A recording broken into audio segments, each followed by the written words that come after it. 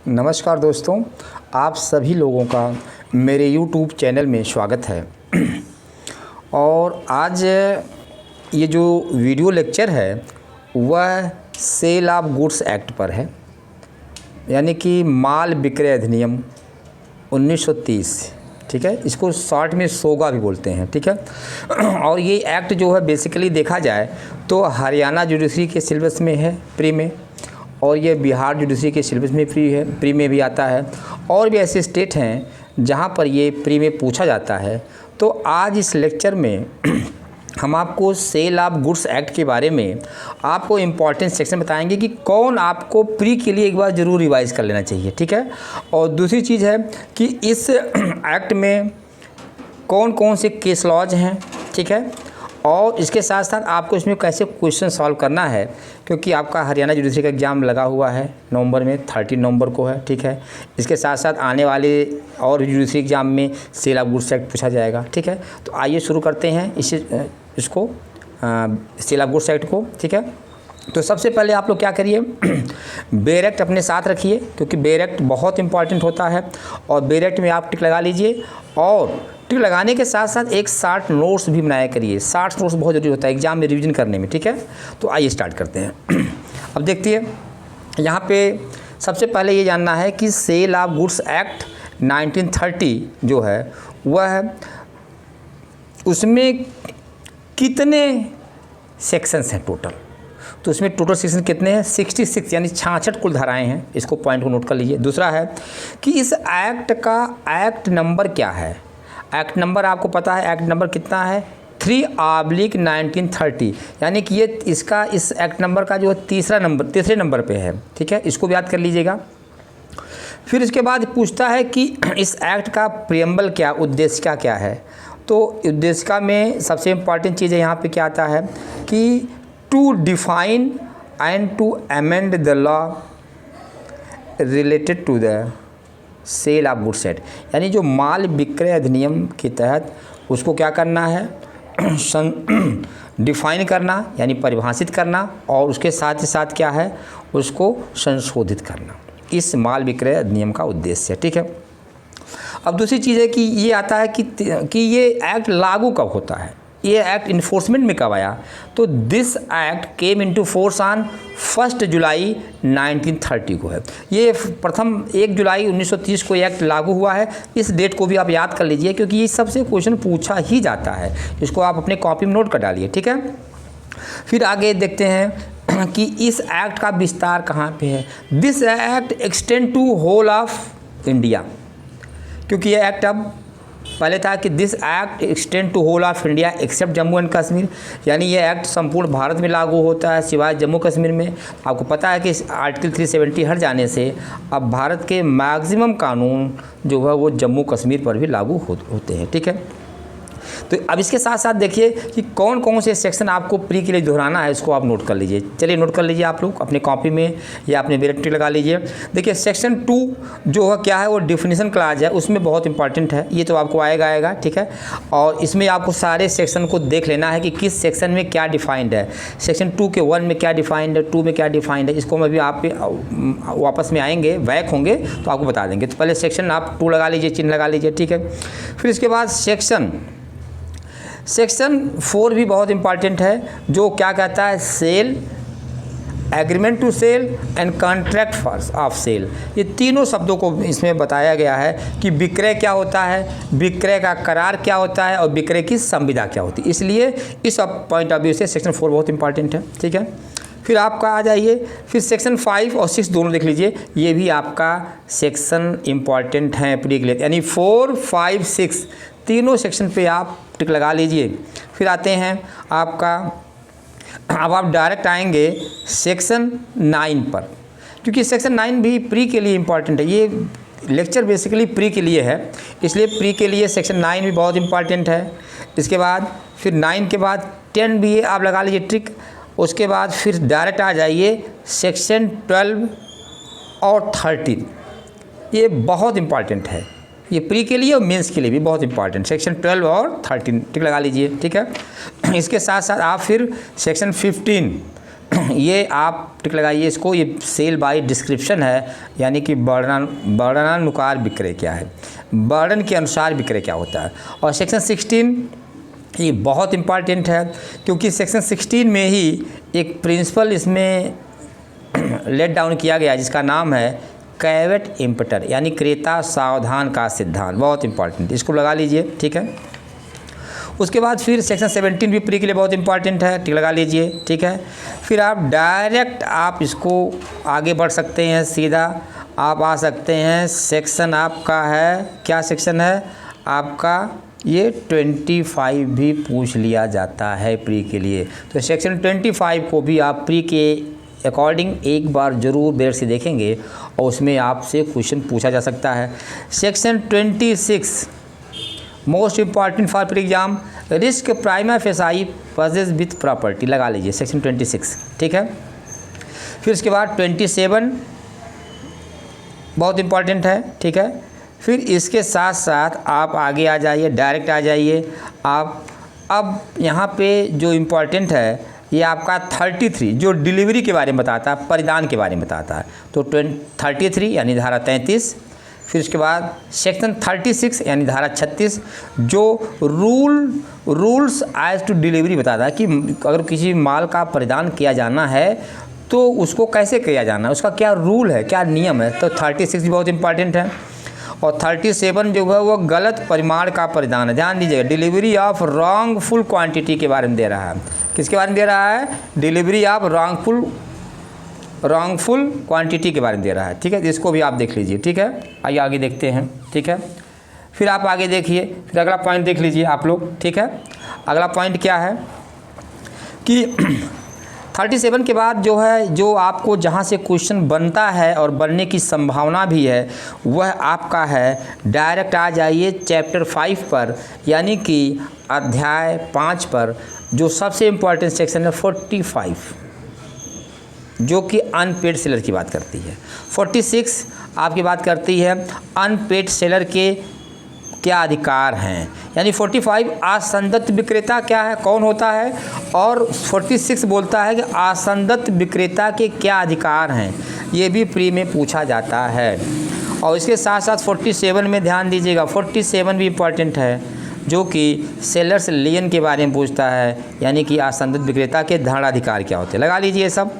और उसके बाद 49 इम्पॉर्टेंट है कि कब जो है वो टर्मिनेट हो जाता है, लियन मतलब जो है धारणाधिकार कब समाप्त हो जाता है, ठीक है। और 50 सेक्शन 49 के बाद 50 लगा लीजिए, ठीक, यहाँ से क्वेश्चन पूछ सकता है, ठीक है। और उसके बाद सबसे इम्पॉर्टेंट सेक्शन आपका है सेक्शन 54, जो कहता है कि कब उस प्रॉपर्टी को रीसेल की जा सकती है, पुनः विक्रय किया जा सकता है। ध्यान दीजिएगा, ठीक है। ये 54 पूछता है, ठीक है। फिर उसके बाद फिर अब इसमें चैप्टर 6 से भी कुछ क्वेश्चन आपको पूछा जा सकता है, तो जिसमें आपको पूछ सकता है 55, और उसके बाद फिर आपका पूछ सकता है कि क्या पूछ सकता है 59, यानी कि remedy for breach of warranty, यानी कि वारंटी के भंग का अधिकार, ये भी आपसे पूछा जा सकता है। प्री के लिए मैं बता रहा हूँ, इतना चीज़ें आप पढ़ डालिए, ठीक है। इसके बाद आपको कुछ भी पढ़ने की ज़रूरत नहीं, इतने सेक्शंस आपको अच्छे से पढ़ना है और इसको अच्छे से याद करना, ठीक है। अब हम आपको स्टार्ट करेंगे, कुछ सेक्शन को रिवाइज़ करवाएंगे आपको कि उस सेक्शन को कैसे याद करना है, किन किन चीज़ों पर ध्यान देना है, ठीक है। आइए स्टार्ट करते हैं, आपका शुरू करते हैं, ठीक है। देखिए सबसे पहले आप आ जाइए सेक्शन 2 पर, क्योंकि सेक्शन 2 में आपको ये पूछ देता है कि सेक्शन 2 में क्रेता कहाँ पे, यानी बायर कहाँ डिफाइंड है। तो आपको पता है कि सेक्शन 2 के क्लॉज 1 में क्रेता को डिफाइन किया गया, बायर को डिफाइन किया क्या गया है। बायर कौन होता है, बायर एक ऐसा पर्सन होता है हु बाइज और एग्रीज टू बाई गुड्स, यानी कि जो माल का क्रय करता है और जो क्रय करने का करार करता, दोनों बातें जो करता है उसे क्या बोलते हैं, उसे बोलते हैं क्रेता, यानी कि बायर, ठीक है। सेक्शन 2 के क्लास 2 में परिधान के लिए बताया गया, डिलीवरी के बारे में बताया गया है। तो डिलीवरी का क्या मतलब होता है, डिलीवरी का मतलब जो कब्जा एक व्यक्ति से दूसरे व्यक्ति को अंतरित कर दिया जाए।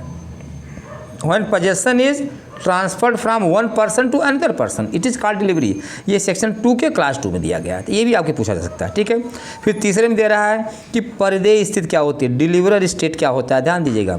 तीसरे में क्या दिया है, डिलीवरेबल स्टेट क्या होता है। तो कहने का मतलब है कि डिलीवरी स्टेट ऐसी कंडीशन होता है कि जब क्रेता यानी जो बायर है वो क्या करना है, वो किसी भी माल को संविदा के तहत कॉन्ट्रैक्ट का लेने के लिए तैयार हो, आबद्ध है उसको, तो वहाँ पे उसे क्या कहेंगे, उसे बोलेंगे कि डिलीवरेबल स्टेट यानी कि परिदेय स्थित है, ठीक है।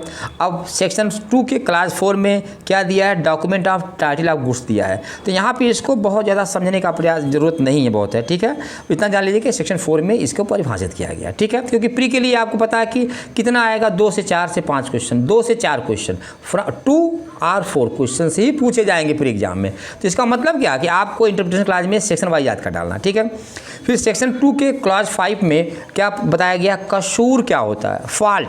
तो फॉल्ट में जाहिर सी बात 2 बातें आती हैं, क्या आता है कि रॉन्गफुल एक्ट और डिफॉल्ट, यानी कि सदोष कार्य आता है या कोई व्यतिक्रम आता है। ये क्वेश्चन पूछा सकता है कि fault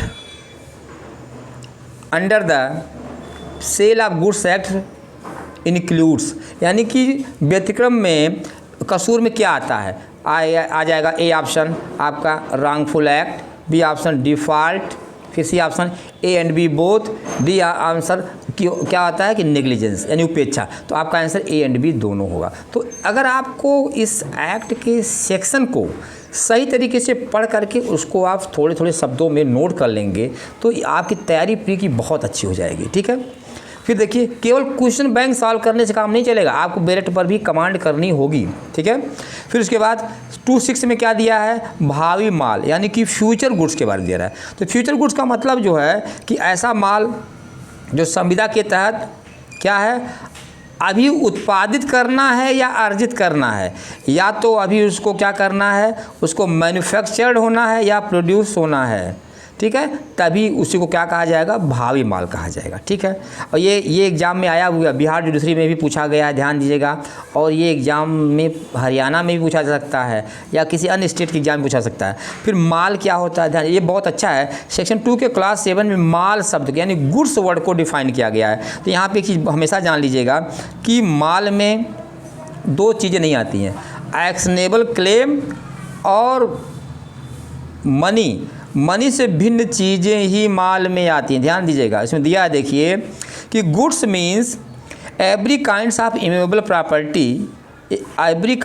movable property other than actionable claims and money, यानी कि हर प्रकार की जंगम संपत्ति आती है, लेकिन एक्शनेबल क्लेम यानी अनुयोज्य दावा और मनी धन नहीं आता है। हर प्रकार की आती है, जिसमें क्या हो सकता है, स्टॉक हो सकता है, stocks and share, growing crops, grass, और भी कोई ऐसी चीज़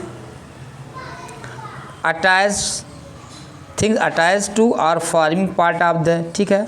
इसका मतलब क्या है कि ये ध्यान दीजिएगा, 2 चीज़ें नहीं आती, कौन कौन, अनुयोज्य दावा और धन नहीं आता है, बाकी हर किस्म की जंगम संपत्ति आती है।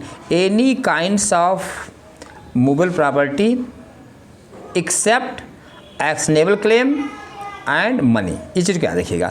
2.8 में इंसॉल्वेंट शब्द को डिफाइन किया गया। इंसॉल्वेंट दिवालिया कौन होता है, तो जाहिर सी बात है दिवालिया वह व्यक्ति होता है जो अपने ऋणों को, जिसके ऊपर जो ऋण है, डेट है, उसको देना संदाय करना क्या कर दिया जाए, बंद कर दिया हो, ठीक है। और इसके नाते चाहे उसने कोई दिवालियापन का कोई कार्य किया हो या ना किया, ये इम्पॉर्टेंट नहीं है, लेकिन उसने अपना धन देना, अपना ऋण चुकाना बंद कर दिया हो, इसको हम बोलेंगे इंसॉल्वेंट। सेक्शन 2 के क्लास 8 में दिया गया है। तो यहाँ से क्वेश्चन ही आपको सेक्शन 2 से ही आपको 1 या 2 क्वेश्चन पूछा जा सकता है, इस चीज़ को आपको याद रखना है।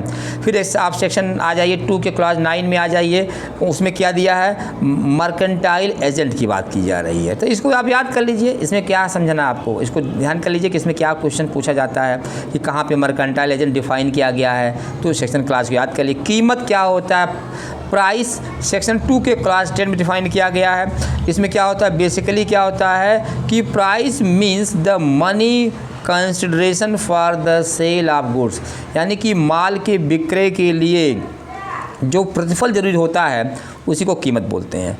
211 में संपत्ति को डिफाइन किया गया है, प्रॉपर्टी को डिफाइन किया गया 211 में, जिसमें कैसी संपत्ति आती है, property in means general property in goods and not merely ये स्पेशल प्रॉपर्टी, यानी कि साधारण संपत्ति आती है, संपत्ति में कोई विशिष्ट संपत्ति या विशेष संपत्ति नहीं आती है, ठीक है, याद रखिएगा।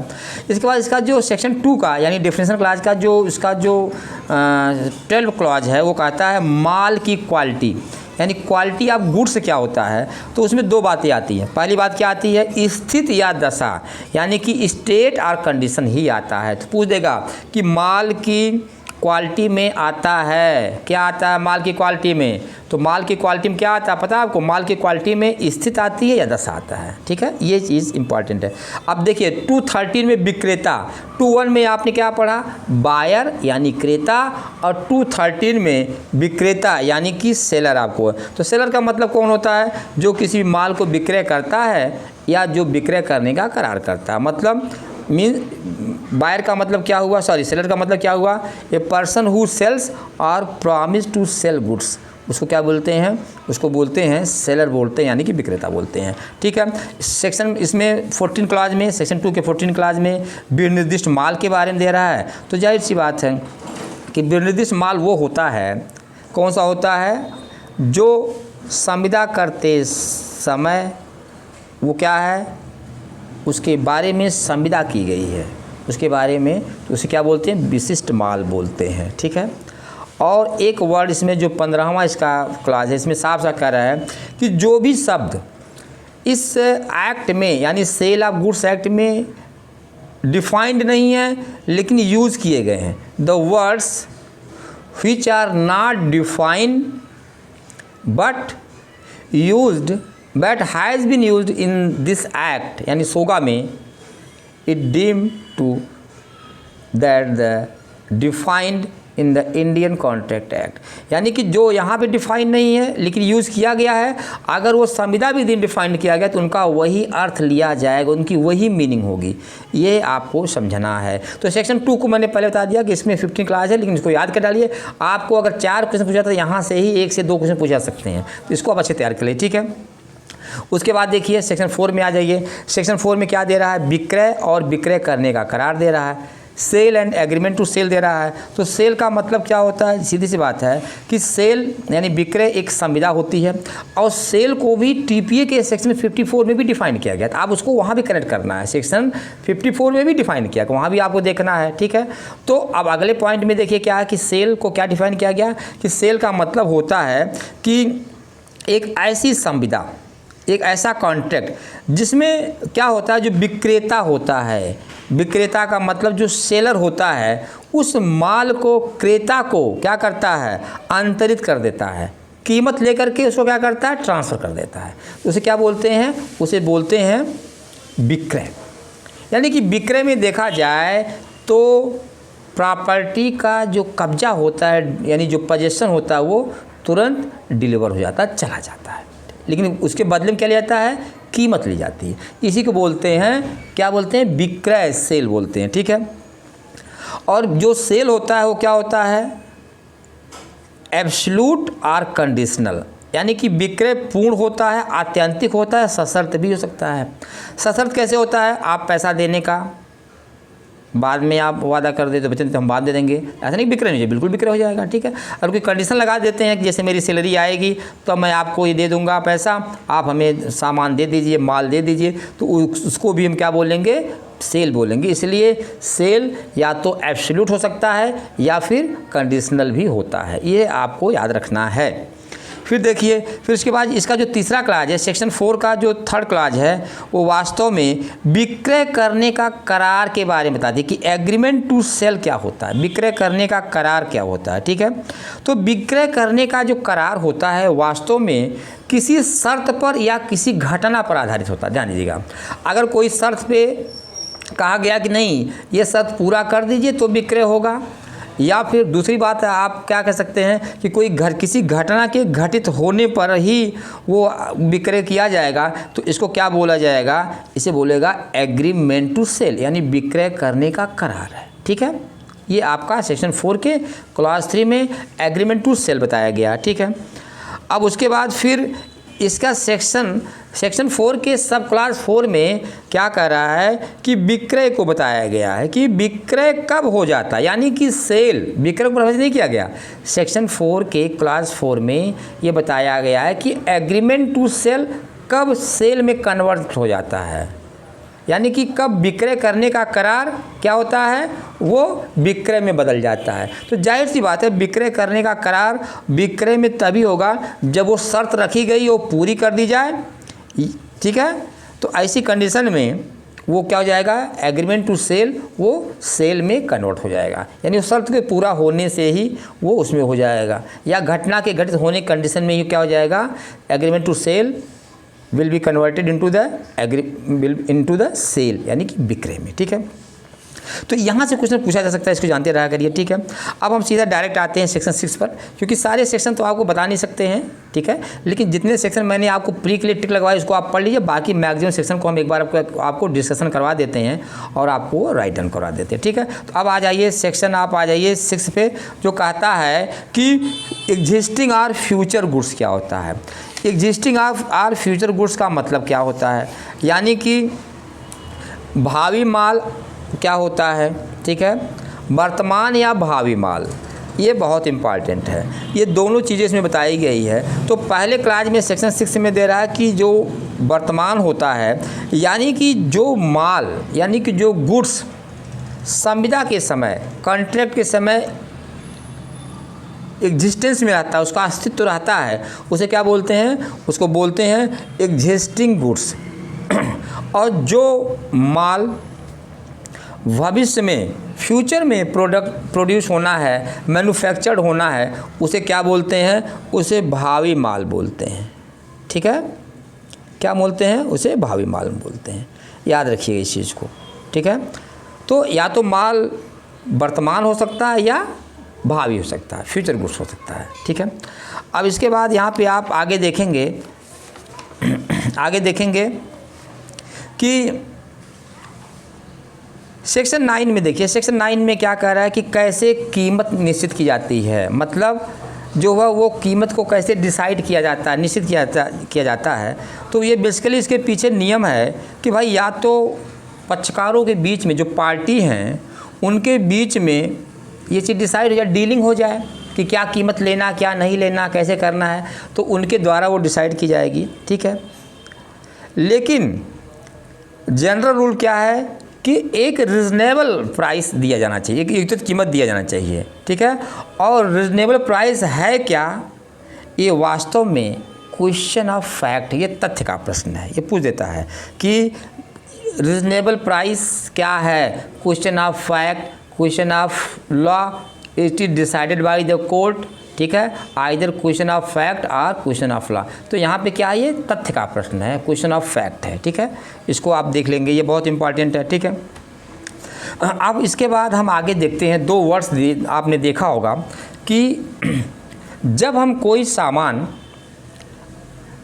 सामान लेते हैं, या आप कभी मार्केट में जाते हैं, मोबाइल लेते हैं, लैपटॉप लेते हैं, या ईयरबड्स लेते हैं, या आप ईयरफोन लेते हैं, तो आप पूछते हैं ना कि भाई इसकी वारंटी क्या है, इसकी गारंटी क्या है। ये प्रश्न हमारे दिमाग में अक्सर आता है। तो इसी के बारे में सेक्शन 12 जो बताया है कि आखिर शर्त क्या होती है, वारंटी क्या होती है, कंडीशन क्या होती है और वारंटी क्या होती है, इसी को सेक्शन 12 में बताया गया। तो इसको आप समझ लें थोड़ा सा। तो पहली बात तो जान लीजिए कि अगर कोई विक्रय की संविदा होती है, यानी कॉन्ट्रैक्ट ऑफ सेल अगर कोई होता है, तो उसमें या तो कोई टर्म क्या हो सकता है, कंडीशन हो सकता है, या उसमें कोई टर्म जो है वो वारंटी हो सकता है। अब प्रश्न ये है कि हम कैसे मानेंगे कि कोई चीज़ कंडीशन है, शर्त किसे मानेंगे। तो अगर कोई भी आप सामान लेते हैं, संविदा करते हैं, तो उसमें जो तथ्य, जो बातें संविदा के लिए मुख्य प्रयोजन के लिए होती है, जिसमें संविदा मुख्य रूप से आधारित होती है, तो उसको क्या मानते हैं, उसे बोलते हैं शर्त बोलते हैं। क्या होती है, वो कंडीशन होती है, ठीक है। और अगर शर्त का पालन नहीं, अगर उस शर्त के अनुसार वो प्रोडक्ट नहीं है, तो ऐसी कंडीशन में आपको ये अधिकार है कि आप उस कॉन्ट्रैक्ट को क्या कर सकते हैं, समाप्त कर सकते हैं, रिजेक्ट कर सकते हैं। ध्यान दीजिए, रिपुडिएट कर सकते हैं, ठीक है, रिपुडिएट कर सकते हैं यानी समाप्त कर सकते हैं, ठीक है। अब सेक्शन 12 के तीसरे क्लॉज में दे रहा है कि वारंटी क्या, क्योंकि सेक्शन 12 के दूसरे क्लॉज में आपने कंडीशन पढ़ा कि कंडीशन क्या होता है, किसी भी संविदा के, किसी भी कॉन्ट्रैक्ट के क्या होता है, वह मुख्य प्रयोजन के लिए, मेन पर्पज़ के लिए होता है, ठीक है, मेन पर्पज़ के लिए होता है। और देखा जाए तो ये ऐसा स्टिपुलेशन होता है जो मेन पर्पज़ को इफेक्ट करता है, और अगर इसका पालन नहीं किया गया है तो व्यक्ति को संविदा को रिपुडिएट करने का राइट मिल जाता है, समाप्त करने का अधिकार मिल जाता है।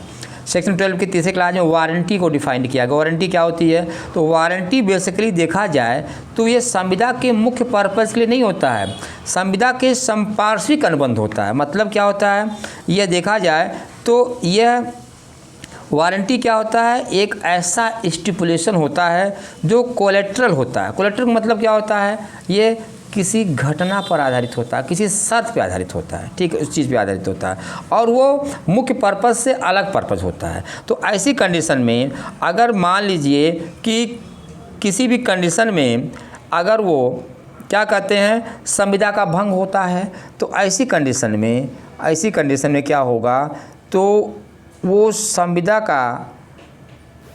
को, कॉन्ट्रैक्ट को हम समाप्त नहीं कर सकते। इसे क्या बोलते हैं, वारंटी बोलते हैं। यानी कि जब आप माल लेने जाते हैं तो सीधी सी बात है, अगर आपने एक मोबाइल फ़ोन लिया और उसमें ये वारंटी दी गई है कि भाई इसमें कोई ख़राबी होगी तो इसकी रिपेयरिंग होगी, ये वापस नहीं होगा, ये संविदा समाप्त नहीं मानी जाएगी। तो इसी को क्या बोलते हैं, इसी को बोलते हैं वारंटी बोलते हैं। लेकिन जब कंडीशन नहीं हो जाती है तो उससे संविदा समाप्त हो जाती है और आपको मोबाइल के बदले आपको पैसा रिफंड कर दिया जाता है। ये बेसिक डिफरेंस होता है कि कंडीशन ये है, ये वारंटी होता है। इसको आपको समझ लीजिए, ये मेंस में एग्जाम में भी आएगा, आपको प्री में भी आता है, ठीक है। तो यहाँ आपका हो गया। अब एक सेक्शन 13 में कह रहा है कि कोई भी कंडीशन कब जो है वारंटी मानी जाती है, इसको थर्ड में दिया गया है। तो उसमें साफ साफ दे रहा है कि कोई भी विक्रय की संविदा है, कोई भी कॉन्ट्रैक्ट ऑफ सेल है, तो ऐसी कंडीशन में जैसे ही उस शर्त की पूर्ति कर दी जाती है, ठीक है, तो विक्रेता को जो उसको किया जाना है, तो ऐसी कंडीशन में वह क्या हो जाएगा, वो शर्त का भंग जो होता है वारंटी का भंग होता है, ठीक है, और ना कि संविदा को निराकत करने का आधार होता है। ध्यान दीजिएगा, शर्त कब वारंटी होगा, यानी कि कंडीशन कब वारंटी बनती है। तो भाई सीधी सी बात है, ये तो देखा जाए तो हो सकता हो कि जो क्रेता है यानी जो बायर है खुद अपना अधिकार इसको क्या कर दे, वेव कर दे, त्याग दे, ठीक है। तो ऐसी कंडीशन में जो शर्त होती है, जो वारंटी होती है, वो क्या हो जाती है, कंडीशन में कन्वर्ट हो जाती है, ठीक है। एक बार आप इसको इस सेक्शन थोड़ा और अच्छे से देख लीजिएगा, क्योंकि यहाँ से पीटी के क्वेश्चन बन ही जाते हैं सेक्शन 13 में, ठीक है। फिर देखिए, फिर हम सीधा आते हैं सेक्शन 15 पर, जो कहता है सेल बाय डिस्क्रिप्शन, यानी कि वर्णन के अनुसार विक्रय करना है। देखिए, आप देखते होंगे ना कि जिस हिसाब से माल का वर्णन किया गया, गुड्स का क्या किया गया, डिस्क्रिप्शन दिया गया है, तो माल तो उसी के अनुरूप होना चाहिए, उसी के रिगार्डिंग होना चाहिए, ठीक है। तो इसीलिए ये कह रहा है कि जो माल है वो सेल कैसा होना चाहिए, बाय डिस्क्रिप्शन, डिस्क्रिप्शन के अकॉर्डिंग होना चाहिए। ये सेक्शन 15 की बात की जा रही है, ठीक है। अब इसमें आगे आप देखेंगे सेक्शन 16 में, तो सेक्शन 16 में दे रहा है कैवेट इम्पेटर का सिद्धांत, क्रेता सावधान का सिद्धांत है। ये अक्सर एग्ज़ाम में पूछ लिया जाता है। तो क्रेता सावधान का सिद्धांत कहाँ पे दिया है, ये सेल ऑफ गुड्स एक्ट के सेक्शन 16 में दिया गया है। और ये होता क्या है, क्रेता सावधान के सिद्धांत से आप क्या समझते हैं, इसको थोड़ा सा आप जान लीजिए, ये बहुत इंपॉर्टेंट है। इस पर कुछ केसला वगैरह नोट कर लीजिए, ठीक है, आपको लिखवा देते हैं, क्योंकि यहाँ से क्वेश्चन आना ही आना है, ठीक है। अब देखिए, सबसे बड़ी चीज़ ये है कि जो क्रेता सावधान का सिद्धांत है वो वास्तव में ये कहता है कि कोई भी व्यक्ति जब कोई भी सामान खरीदने जाता है तो उसकी ये प्राइमा फेसाई ड्यूटी है कि वह क्या हो, वह सावधान हो, उस माल को उस सामान को एक बार चेक कर ले, जांच कर ले और जो प्राइमा फेसाई रिक्वायरमेंट होती है उसको चेक कर ले, तो इसी सिद्धांत क्या बोलते हैं, क्रेता सावधान का सिद्धांत। यानी पहली सावधानी क्रेता की होती है कोई सामान खरीदने के पहले, ठीक है, और ये सेक्शन 16 में मेंशन की गई है, ठीक है। लेकिन इस प्रिंसिपल के एक्सेप्शन भी दिए गए, अपवाद भी दिए गए हैं, ध्यान दीजिएगा। अपवाद ये दिए गए हैं, आपको बता देते हैं, ठीक है। जैसे आपको बताते हैं कि पहला इसका अपवाद जो है आपको मिलेगा वो ये कहता है, इसके पहले थोड़ा सा आप केस ला जान लीजिए। एक केस है, ठीक है, जिसका नाम है जोन्स वर्सेस पैजेट का केस है। जोन्स वर्सेस पैजेट का केस है, बहुत इंपॉर्टेंट केस है ये, जो कहता है कि एक क्रेता, अब क्रेता का मतलब क्या है, क्रेता का मतलब वो होता है जो सामान को खरीदता है, यानी कि इसे क्या बोलते हैं, बायर बोलते हैं, बायर, इंग्लिश में बायर बोलते हैं। एक बायर है, ठीक है, उसने क्या किया, सेलर से, विक्रेता से एक कपड़ा लिया, किस लिए, क्योंकि उसको वर्दी बनवानी थी। उसका वो आर्मी में था, वो उसे वर्दी बनवानी थी, ठीक है, आर्मी में या पुलिस में भी हो सकता है, वर्दी बनवानी थी। तो जो विक्रेता है, जो सेलर है, उसको ये जानकारी नहीं थी कि जो बायर है वो उस कपड़े को किस पर्पज़ से खरीद रहा है, ठीक है। अब इसके नाते कपड़े में थोड़ी सी क्या थी, थोड़ी सी फॉल्ट थी, कुछ कमियां थी। इसके नाते क्या हुआ, वह जो है उस प्रयोजन के लिए उपयुक्त नहीं पाया गया। तो ऐसी कंडीशन में क्या किया गया कि कोर्ट ने कहा कि यहाँ पे सेलर की कोई लायबिलिटी नहीं है, क्योंकि सेलर को उसके कपड़े लेने का पर्पस पता ही नहीं था कि भैया ये जो बायर है, ठीक है, वो सामान किस पर्पस ले रहा है, इसलिए उसको नॉलेज नहीं था। इसलिए अगर उसके कपड़े में कोई कमी निकलती है, कोई प्रॉब्लम होती है, उसके लिए सेलर की लायबिलिटी नहीं होगी। क्यों, क्योंकि ये जोन्स वर्सेस पैजेट का मामला है। अब आते हैं कैवेट इंप्टर पे, एक सिद्धांत बताते हैं, क्या बताते हैं कि कैवेट इंप्टर में क्या क्या एक्सेप्शन है। तो पहला दे रहा है सेक्शन 16 का क्लास 1 दे रहा है कि भाई सीधी सी बात है कि अगर वो जिस पर्पज़ के लिए लिया गया, अगर उस पर्पज़ के लिए वो अगर रिजनेबल नहीं होगा तो उसको वापस करना पड़ेगा।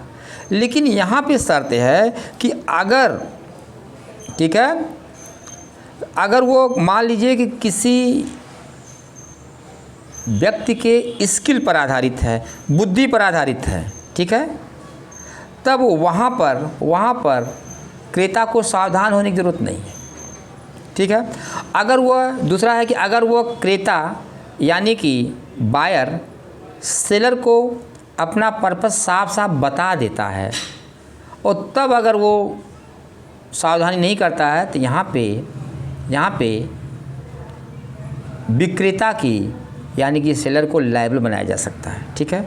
और तीसरा चीज़ है कि जो माल है, जो गुड्स है, उसी के अनुसार होना चाहिए जैसा कि बायर ने यानी कि क्रेता ने बताया है। तो अगर ये 3 बातें हैं तो ये माना जाएगा कि वहाँ पे कैवेट इंप्टर का रूल लागू नहीं होता है। केस ला नोट कर लीजिए आप लोग, बहुत अच्छा केस ला जिसका नाम है grant Australian knitting mills, grant versus Australian knitting mills है। ये 1936 का केस है और ये प्रीवी काउंसिल का केस है, ध्यान दीजिएगा, प्रीवी काउंसिल केस है, ये बहुत इंपॉर्टेंट केस है, ठीक है।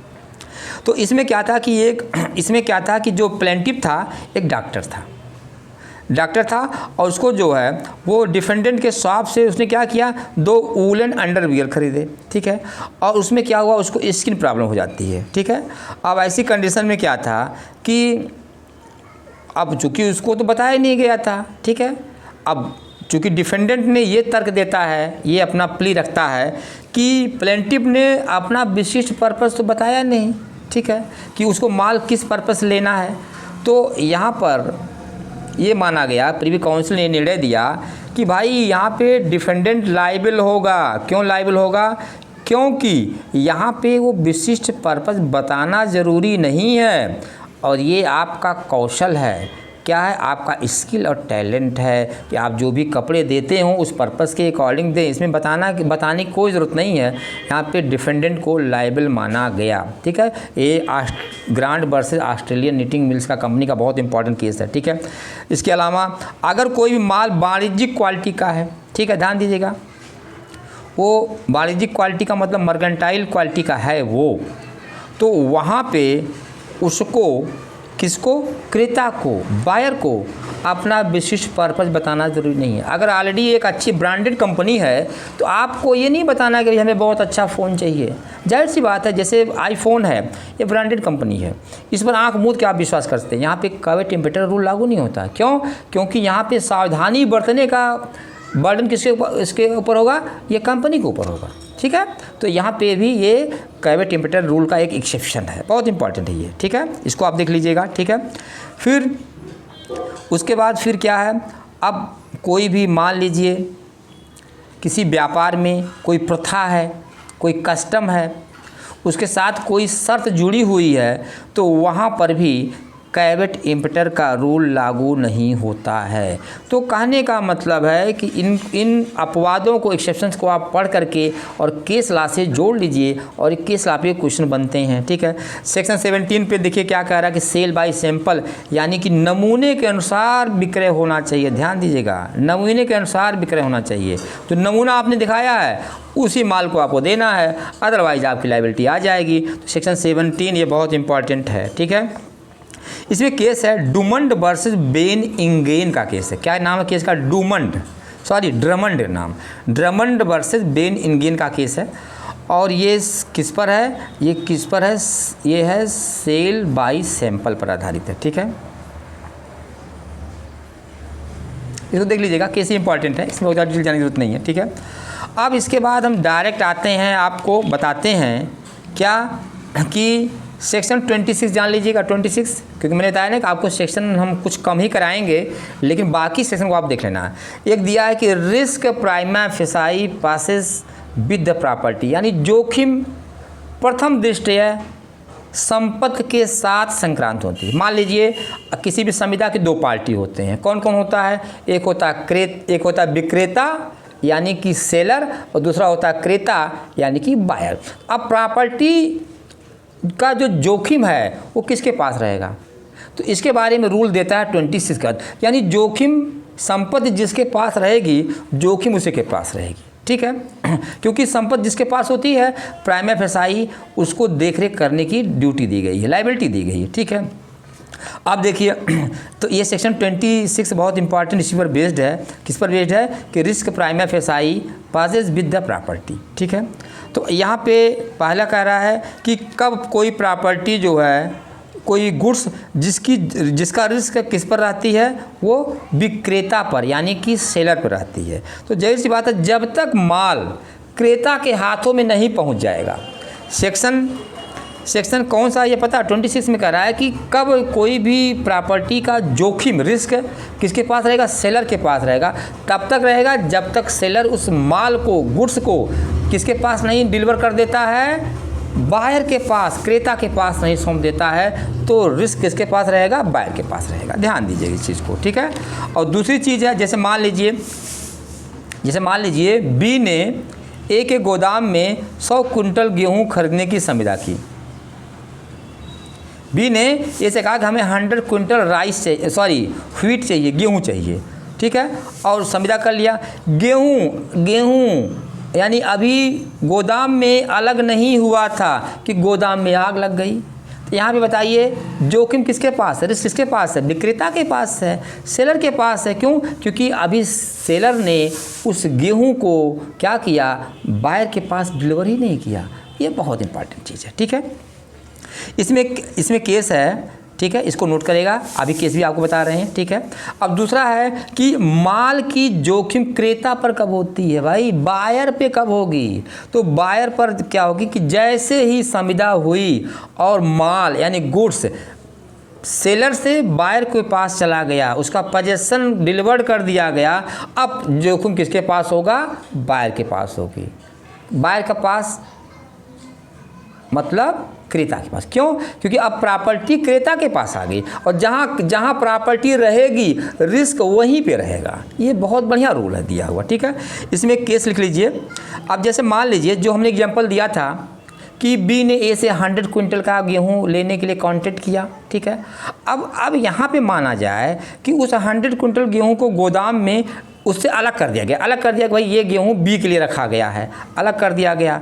अब वो क्या हो गया, डिलीवरल स्टेट में आ गया, पर्दे स्थिति में आ गया। तो ऐसी कंडीशन में क्या हो जाएगा, क्षति किसके पास आ जाएगी, क्रेता के पास आ जाएगी, क्योंकि गेहूँ अलग कर दिया गया। तो ये आपको समझना है कि प्रॉपर्टी कैसे जो है, रिस्क कैसे प्रॉपर्टी के साथ साथ जाता है। ठीक है, इसमें केस है messrs Digambar Prasad versus state of UP का केस है, 1996 का केस है, इलाहाबाद हाई कोर्ट का केस है। ये आप इसको नोट कर लीजिएगा, बहुत इंपॉर्टेंट केस है ये। ठीक है, इसके कुछ एक्सेप्शन भी हैं, इस रूल के एक्सेप्शन भी हैं। क्या एक्सेप्शन है, पहला एक्सेप्शन है कि अगर ऐसी कंडीशन है, कोई मान लीजिए, ठीक है, उसके लिए पहला कंडीशन दे रहा है कि अगर जहाँ पे गुड्स जो होता है वो किसी दूर स्थान पे डिलीवर करना होता है, ठीक है, तो ऐसी कंडीशन में वो जोखिम पर क्या होगा, उस स्थान से भिन्न स्थान पर है करने का करार करता है, तब फिर जो है वो माल के विक्रय के बारे में देखा जाएगा, माल का विक्रय किस स्थान पे होना है। ठीक है, वो भी देखा जाता है। जैसे संविदा यहाँ पे वही माल कहीं और भी डिलीवर करना है तो उस प्लेस के हिसाब से देखा जाएगा कि जोखिम किसके साथ होनी है, तो वहाँ पे ये नियम अलग हो जाता है। ठीक है, दूसरा कह रहा है कि जहाँ पर डिलीवरी जो है वो किसके लिए है, क्रेता यानी कि बायर, विक्रेता यानी सेलर के किसी फॉल्ट पर बेस्ड है, तो वहाँ पे ये रूल लागू नहीं होता है। ठीक है, इसको जान लीजिएगा। ठीक है, और उसके बाद क्या है, फिर इसमें केस है Dembi Hamilton and company limited versus Barden का केस है। ठीक है, जिसमें क्या केस का नाम है, Dembi Hamilton versus and company limited versus Barden का केस है, 1949 का केस है। इस मामले में साफ साफ कह दिया गया, क्या कह दिया गया है कि जो प्रतिवादी या डिफेंडेंट का अगर कोई फॉल्ट है, ठीक है, तो वहाँ पे प्लेंटिफ को क्या किया जाएगा, हानि प्राप्त करने का हकदार है, उससे वो कॉम्पनसेट करेगा वो इस कंडीशन में। ठीक है, तो यहाँ आप इसको आप देख लीजिए, ये बहुत इंपॉर्टेंट है। ठीक है, इसके बाद साथ साथ आप थोड़ा सा रूल देख लीजिएगा, रूल 36 दे रहा है कि रूल क्या होता है, यानी कि माल के परिधान के बारे में रूल 36 दे रहा है। तो यहाँ पे थोड़ा सा करके प्रश्न पूछ देता है, हालांकि मेंस में पूछता है, प्रीलिमिनरी नहीं पूछता है, इसको आप थोड़ा सा देख सकते हैं। ठीक है, समझ रहे ना, इसको आप देख सकते हैं, क्योंकि मैं इसके आगे प्रोसीड करूंगा आप लोगों को। अब हम बताएंगे अनपेड सेलर के बारे में बताएंगे, अनपेड सेलर जो बहुत इंपॉर्टेंट है। ठीक है, कि अनपेड सेलर का मतलब होता है असंदत विक्रेता, असंदत विक्रेता है, उसको आप अच्छे से पढ़ लीजिए। यहाँ से आपका प्री में क्वेश्चन पूछना, ये चैप्टर 5 में, पहले पूछेगा किस चैप्टर में, तो चैप्टर 5 में अनपेड सेलर के बारे में दे रहा है। तो उसमें अनपेड सेलर कौन होता है और उसका अधिकार क्या आता है, who is unpaid seller and what are the rights of unpaid seller, ये बहुत इंपॉर्टेंट है। तो सेक्शन 45 में ही बता दिया गया है कि भाई अनपेड सेलर वो होता है जिसने क्या किया है, पूरी प्राइस ही नहीं दिया है, माल को जो उसका प्राइस है उसको दिया ही नहीं है, पहली बात। और दूसरी चीज़ कह रहा है कि अगर वो किसी शर्त पे रखा गया या कंडीशन पे दिया गया है या किसी विनिमय पत्र पे दिया गया है, विनिमय पत्र पे दिया गया है, बिल ऑफ एक्सचेंज पे दिया गया है, यानी कि कोई नेगोशिएबल इंस्ट्रूमेंट के द्वारा उसका भुगतान किया जाना है, तो ऐसी कंडीशन में ऐसे इंस्ट्रूमेंट का डिसऑनर नहीं होना चाहिए, अनादर नहीं होना चाहिए। अगर अनादर हो रहा है और उस माल को पूरी कीमत नहीं दी गई है, ये माना जाएगा कि वो कैसा सेलर है, अनपेड सेलर है, उसको कीमत नहीं दी गई, असंदत विक्रेता हो गया। ठीक है, ये चीज़ याद रखिएगा। अब देखिए 46 में दे रहा है कि अनपेड सेलर के क्या राइट्स हैं, क्या अधिकार हैं अनपेड सेलर के। तो अनपेड सेलर के 3 राइट हैं। पहला सेक्शन 47 के तहत देखिए उसका धारणाधिकार है, राइट टू लियन, वो माल को रोक लेगा, पैसा नहीं देंगे आप तो आपको माल नहीं मिलेगा, तो माल को रोकने का अधिकार धारणाधिकार कहलाता है, राइट टू लियन कहलाता है। ठीक है, दूसरा है माल को मार्ग में रोकने का अधिकार, मतलब right of stoppage in transit, रास्ते में रोका जा सकता है सेक्शन 50 के तहत। और तीसरा है, अब देखिए अगर पैसा नहीं मिलता है, फिर भी नहीं मिलता है, तो जो सेलर है वो गुड्स को रीसेल कर देगा 54 के तहत। ये तीनों राइट्स 47, 50 और 54 आपको देखना है कि धारणाधिकार 47 रोक लेगा, रास्ते में रोक सकता है उसको जहाँ तक माल गया है, उसके बाद फिर 54 में उसको रीसेल करने का भी पावर किसको दी गई, राइट दिया गया है, सेलर को दिया गया, अनपेड सेलर को दिया गया है। ठीक है, तो ये आपके लिए बहुत इंपॉर्टेंट है। ठीक है, यहाँ पे आप इसको याद कर लीजिए, एक केस ला है, ध्यान दीजिएगा, GIP railway company versus Hanuman Das का केस, नोट कर लीजिए, GIP railway company versus Hanuman Das का केस है। इसमें कोर्ट ने क्या कहा था, ये सेक्शन 50 पर बेस्ड है, यानी कि स्टॉपेज इन ट्रांजिट, माल को अभिवहन में रोकने का अधिकार 50 में दे रहा है। इसमें एक्चुअली क्या था, इसमें न्यायालय ने, कोर्ट ने कहा कि माल का परिधान यानी जो गुड्स की डिलीवरी है उसको देते ही अभिवहन का अंत हो जाता है। जैसे माल को आप क्या करते हैं, उस क्रेता को सौंप देते हैं, तुरंत सेक्शन 50 का राइट यानी कि स्टॉपेज इन ट्रांजिट का राइट ख़त्म हो जाता है, ठीक है। और फिर वो सेक्शन 50 का प्रयोग नहीं कर सकता, सेलर नहीं कर सकता, ध्यान दीजिएगा, ठीक है। अब उसके बाद फिर आपका सेक्शन 54 में आपको देखिए, मैंने बताया कि रीसेल करने का राइट है। तो अगर ऐसी कंडीशन होती है तो किस कंडीशन में गुड्स को रीसेल कर दिया जाएगा, तो पहली कंडीशन दे रहा है कि अगर वो माल का संदाय नहीं करता, पेमेंट नहीं करता, तो उसको रीसेल कर दिया जाएगा। या अगर माल की प्रकृति, नेचर ऑफ गुड्स कैसा है, पेरिसेबल नेचर का है, बहुत जल्दी नुकसान होने वाला है। जैसे मान लो कोई दूध है, दही है, या फिर क्या हो सकता है, चॉकलेट हो सकता है, या फिर बटर हो सकता है। इसका ज़्यादा टाइम या ड्यूरेशन नहीं होता है, ये जल्दी से ख़त्म हो सकती हैं, बर्बाद हो सकती है। इसको तो क्या करता है, फिर से रीसेल कर सकता है। तो ये ग्राउंड दिया गया है कि कब सेलर गुड्स को रीसेल कर देगा, सेक्शन 54 के तहत। इसको आप अच्छे से तैयार कर लीजिए। और कुछ सेक्शन और आपको है इसमें, जिसको आपको देखना है। इतना आप तैयार कर लेंगे तो आपका पीटी का एक भी क्वेश्चन गलत नहीं होगा।